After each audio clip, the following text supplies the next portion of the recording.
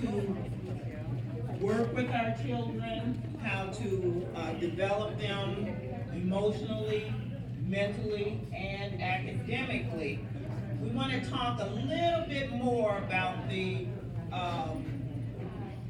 instructional focus and being culturally sensitive. What exactly does that mean, being culturally sensitive?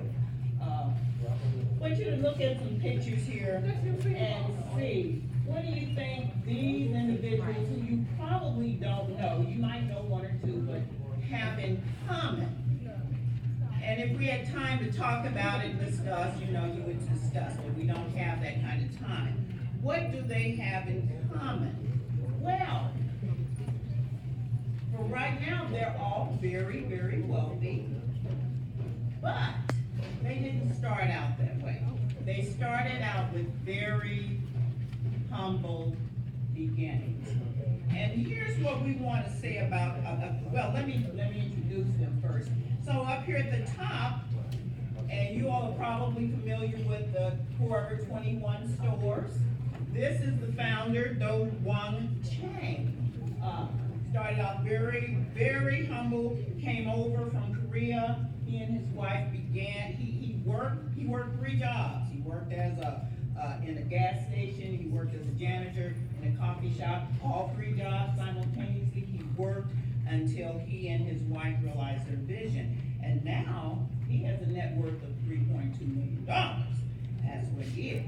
But he started with nothing. In the middle there, Ursula Burns is the CEO of Xerox, and we all are familiar with Xerox. She comes in as number 22 in Fortune 500 most influential and powerful women. Again, she started out with very humble beginnings, and she started very, she was not a wealthy person. She's not, her parents didn't have a lot, but what they did value was education,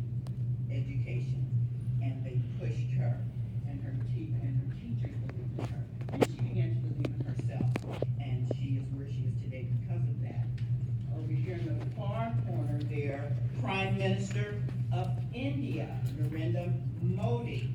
Again, didn't grow up wealthy or privileged. As a matter of fact, if you know about the culture of India, you grow up in caste systems. If you're in a poor family, you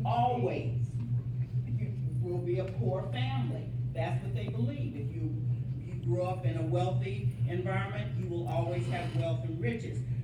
He broke out of that mold. They were in a very, very poor caste system, which was a disadvantaged one, and his family were oil pressers. He decided that was not for him. He had a change of mindset. He had a determination to change his reality, or what people perceived was his reality, and break out of that mode. And he became the Prime Minister of India. The legendary hedge fund manager, George Soros, probably some of you heard he's now net worth of $8 billion. In his early teen, he was pretended to be the godson of a Hungarian minister of agriculture in order to get away from the Nazi occupation in Hungary. He escaped that. He got himself through school. He lived in London with some relatives, and after graduating, he got a job as a banker, and he began to pursue the career of trading. And one day, he's most famous for this. One day, he had a single gain of $1 billion in one single day over the trade he made, short selling the British pound. So that is, I'm saying all this to say, it's not where you start. It's where you end up, based on a vision, based on a goal, based on where you decide you can go. One of my favorite quotes from Stephen Covey is, "You're not a victim of your environment, your circumstances, you're a victim of your choices." And these people decide not to be victims and to change their reality. cultural sensitivity, and we're gonna segue to that, is being aware that cultural differences and similarities between people exist. We are aware of the differences in cultures and in people groups at large, but they exist, and then we don't assign them a value that's either positive or negative. It just is. People groups are different. Not a good people group or a bad people group. There's nothing right or wrong, better or worse to that. It simply means that you recognize that one culture is no better than another culture. And that is what we want to think about as we're working with our children. Again, this is a wonderful staff. There's no biases in that. And biases come in many forms. We can talk about the middle class looking at someone who is lower class, or they're lower in the socioeconomic level, having the differences. And they're very great differences. But that does not determine a child's intellect or their ability. It does not determine that. So we want to think about how we can address children, work with children, push them toward better. And that's why I love our Vision 2020, and Ms. Jennifer Williams is gonna share all that today. But you don't know to do better if you just don't know. You just don't know. And we want to expose them to better. Here's some more examples of folks who could have given up based on what people said to them or tried to impress upon them. Steven Spielberg, you're familiar with him. He dropped out of high school. They thought he was special. They thought he needed to be in a special class. He went back and continued. And this man, you no doubt have seen many of his movies. Walt Disney was fired from his newspaper because he lacked imagination. Look at that.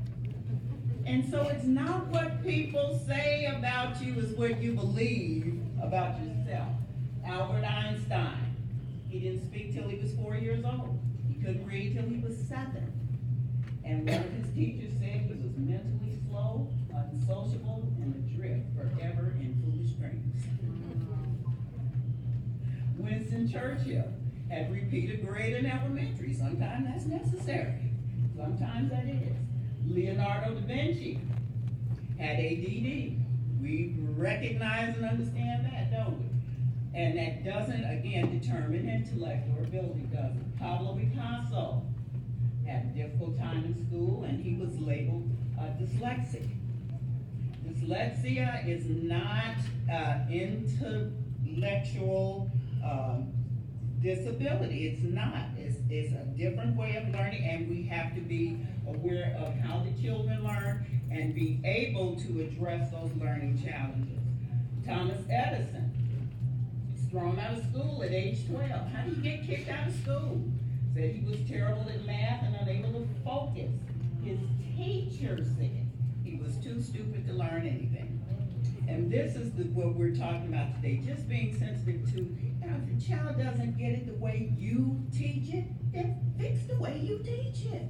You don't call them stupid, you don't say you can't do it, or I give up. We're never giving up, never giving up.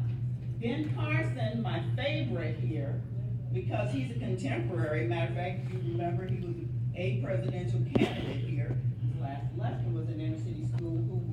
He went from class dummy to a world-renowned pediatric neurosurgeon. He overcame his youth, he overcame his violent temper, and he went on to where he is today. And he's currently here today with us in this world. But he struggled in school. What they found out later on is he needed glasses. Put the boy up front so he can see and get him some glasses. And so oftentimes we don't know what people need, and we label it differently, and we talk to them differently. But we want to be aware of how we respond to children, because our end goal really is that we want them to be successful. We're here to help them learn. Every successful individual